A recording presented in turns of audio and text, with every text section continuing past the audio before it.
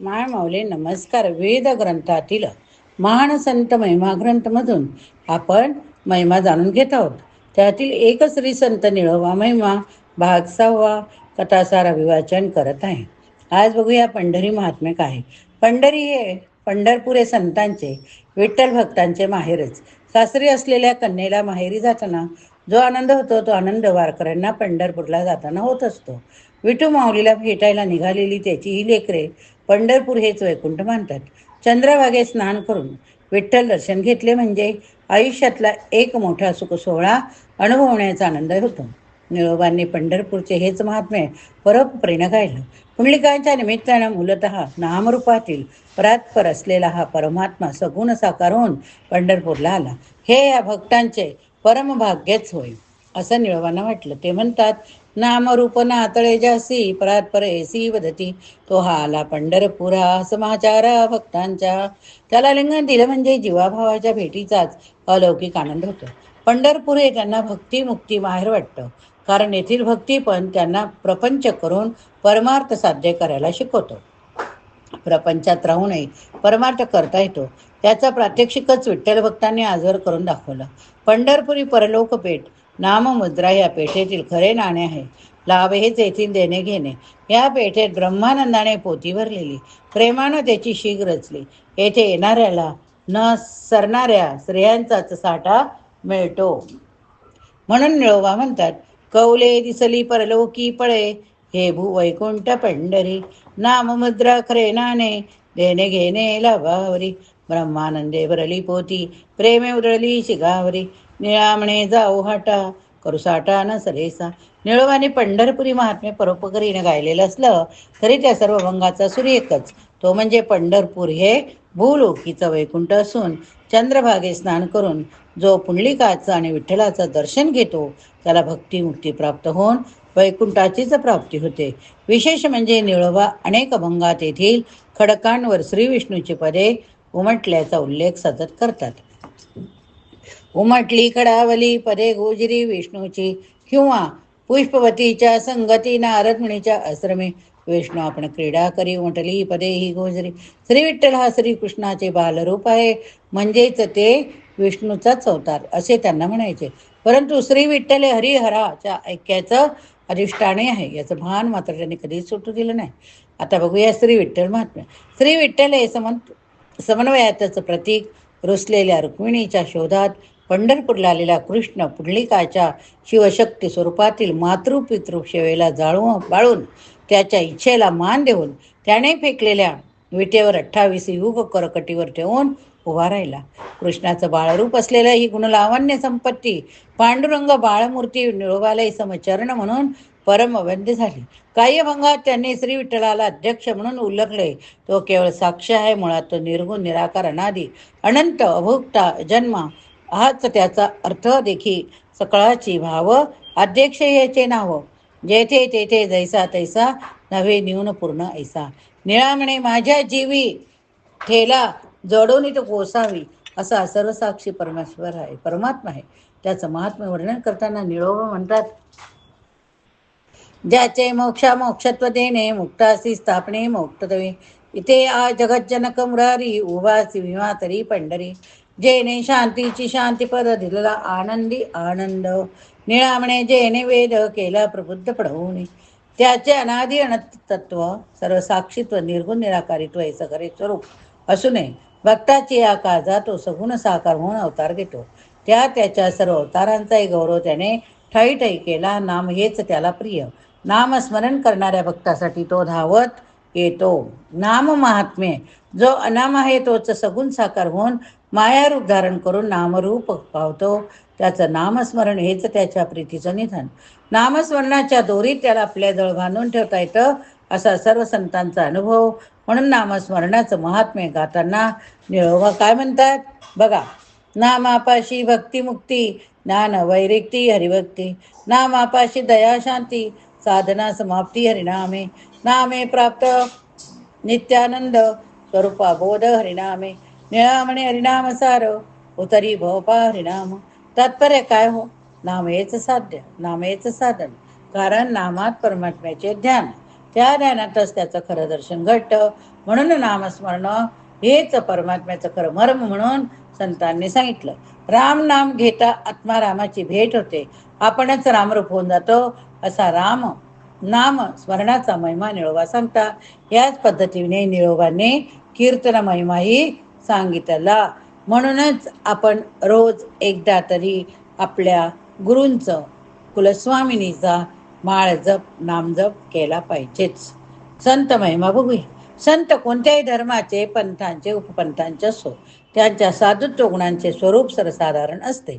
त्यांच्या व्यक्तिमत्वाचा प्रभाव राजकीय पुरुषांच्या व्यक्तित्वाप्रमाणे मर्यादित नसतो. अनेक राजकीय पुरुषांचा उदय होतो, त्यांच्याबरोबर त्यांच्या कर्तृत्वाचे अस्त होतो.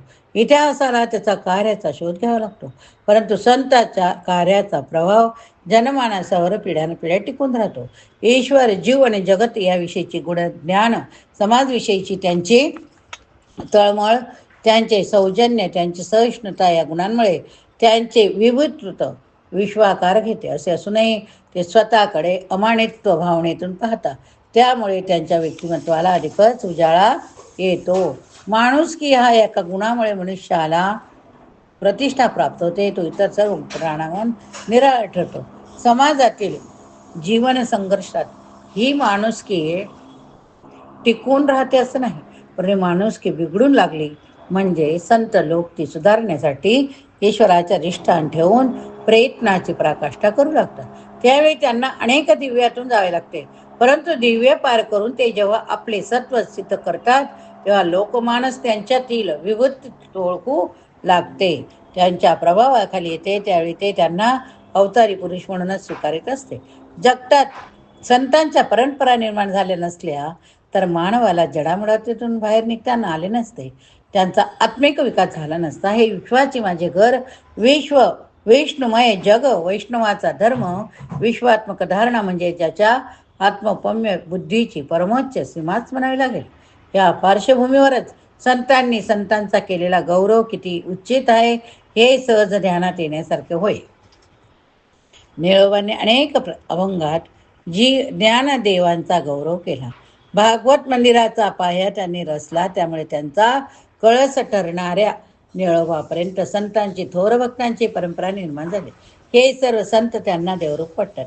संतांच्या संगती अवघी जन उद्धार येते.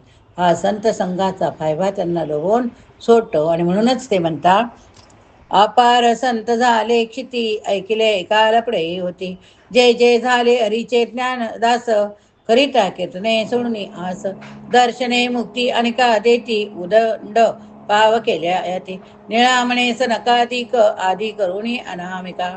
आपल्या हातून पुण्य घडलं तरच सत्संग लाभतो.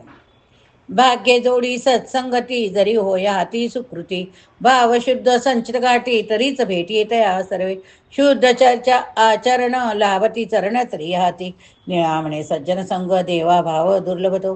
संत हे देवरूप पावलेले असतात. पापी दुराचारी त्यांच्या सहवासात उद्ध्वरून जातात. त्यांच्या वचनात जीवांचा उद्धार करण्याचे सामर्थ्य असते. त्यांच्या सहवासात माणस निर्विकल्प होते. ते समतत्व बुद्धी असतात. ते स्वतः जीव देव देता असतातच, पण इतरांना ते देवरूप करतात. मूर्ती भूतात्मा पाहणारे संत एकात्म्याचे पुतळेच असतात. अशा शब्दात निळोबांनी संत महिमा गाऊन त्यांचा भावपूर्ण शब्दात गौरव केला. शेवटी संत कृपा वर्णन करताना ते काय म्हणतात बघूया. मार्ग दावणी गेले आधी, दयानिधी संत पुढे, तेनेची पंथी चालो आता, न पुढे गुंता पुढे कुठे गाई. मोडुनिया नाना मते देती सिद्धांते सारसू, निळामणे ऐसे संत कृपा संत सुख सिंधू. मोडुनिया नाना मते देती सिद्धांते सरवू, निळामणे ऐसे संत कृपावंत सुख सिंधू. देवभक्तांचा संवाद बघूया. संत निळोबांचे सद्गुरू तुकोबरायाची स्तुती दीर्घ काव्य जसे शुद्ध अध्यात्म पर अंतकरणावर खोलवर संस्कार करणारे आहे, तसेच देवभक्तांचा संवाद हे अभंग वाङ्मयी भक्तांच्या अंतकरणावर खोलवर संस्कार करणारे आहे. भक्तांचं महात्म्य देवापेक्षा किती थोर, भक्तांमुळेच देवांना देवपण कसं प्राप्त झालं, किंबहुना आधी भक्त झाले मग त्यांनीच देवांना कसं निर्माण केलं, देवही भक्तांचे महात्म्य कसे मानतात हे देवभक्त संवादात त्यांनी बिंबवलं. भक्त देवाला म्हणतो, देवा तू निर्गुण आहेस, निराकार आहे, अरूप आहे. भक्त मात्र चांगला रूपस आहे, म्हणून त्यानं देवालाही तो अरूप असूनही नावारूपास आणलं. नाना तऱ्हेनं त्याला शृंगारलं. आणि म्हणून निळोबा म्हणता की भक्त हा जनक आहे, देव त्याचा बालक आहे. देवाला एकले पण जाणवलं नाही, म्हणून त्यानं भक्ताला निर्माण केलं. आधी भक्त निर्माण झाला, मग देवाला देव पण आलं. फुलं आधी फळ आलं, आधी लेक जन्मला, मग त्याचा जन्म देणारा बाप जन्मला. तसा भक्त आधी जन्मला, मग देवाला देव पण आला. आधीच्या तुलनेचा नादीचा अर्थ प्राप्त होतो. निशा म्हणजे रात्र आधी असल्यामुळेच सूर्याला महत्व प्राप्त होतं. पुत्राशिवाय बाप होता येत नाही, तसंच भक्ताशिवाय देवाला देव पण प्राप्त होत नाही. भक्ताशिवाय जगात देवाला कोण विचारतो? ज्याला भक्तादी नावही नव्हतं, रूपही नव्हतं, त्याला कोण कसं जाणणार? तो परेही परता असा प्रदेशी होता. त्याला भक्तांनीच जवळ केला, त्याला देव पण दिलं, नामरूपाला आणलं. म्हणूनच देवभक्तांच्या आज्ञेत राहतो, त्याला आवडेल तशी रूप धारण करतो. हे ऐकून देव उदारपणे म्हणतो, भक्तांनो तुम्ही उदार धीर आहात, तुमच्यासाठीच मी अवतार धारण करतो. मी तुमचा, तुम्ही माझे, हा आपला ऋणानुबंध सनातन आहे. तुम्हाला दुष्टांकडून जेव्हा त्रास होतो, तेव्हा त्यांना नाश करण्यासाठी, तुमचं रक्षण करण्यासाठी मी अवतार घेतो. तुम्हीच मला वैकुंठ शेषशायन दिलं. तुम्ही नसतात तर मला निर्गुण निराकाराला कोणी बरं आणलं असतं? तुमचं सारं मनोरथ मी पुरवतो. तुम्हाला काय हवं ते मागा. माझी तुम्हाला ही विनंती, तुम्ही मुक्ती मागा, ती मी तुम्हाला देतो. त्यावर भक्त म्हणाले, देवा मला मुक्ती नको, मुक्ती नको, आम्हाला फक्त तुझी सेवा दे. रिद्धी सिद्धी दिलीस तरी आम्ही त्याचा धिक्कार करतो. असं म्हणून भक्त त्याच्या चरणांना मिठी घालून बसले. भक्तांच्या सेवेत ऋणानुबंध होऊन देव चिंता करू लागले की त्याच्या ह्या ऋणातून कसं मुक्त व्हावं, याची उतराई कशी करावी. त्यानं रुक्मिणीला विचारलं, हे भक्त काही दिलं तरी घेत नाही, मग काय करावं बरं? मला मोठी चिंता लागू लागली. वैकुंठाला नेतो म्हटलं तरी ते त्याला विटले नाही, ते मला सोडतच नाही. भक्त आपल्याला सोडित नाही हे पाहून देव पळू लागला. पण तो पळणार कुठं हो? जिथं जाईल तिथं भक्त. वैकुंठाला ते बंदीखानात म्हणतात. रिद्धी सिद्धीचा तर त्यांना विटाळ आला. मग देवानं भक्तांना विनवलं, भक्तांना तुम्हाला मनापासून जे हवं ते मागा. भक्त म्हणाले, देवा आम्हाला आमच्या हृदयात फक्त तुझं ध्यान दे, तुझं नाम आमच्या होठी सतत राहू दे. देवाने भक्ताचं मागणं ऐकलं, संतुष्ट झाले. त्यांनी भक्तांना आपलं सारं वैभव देऊन टाकलं.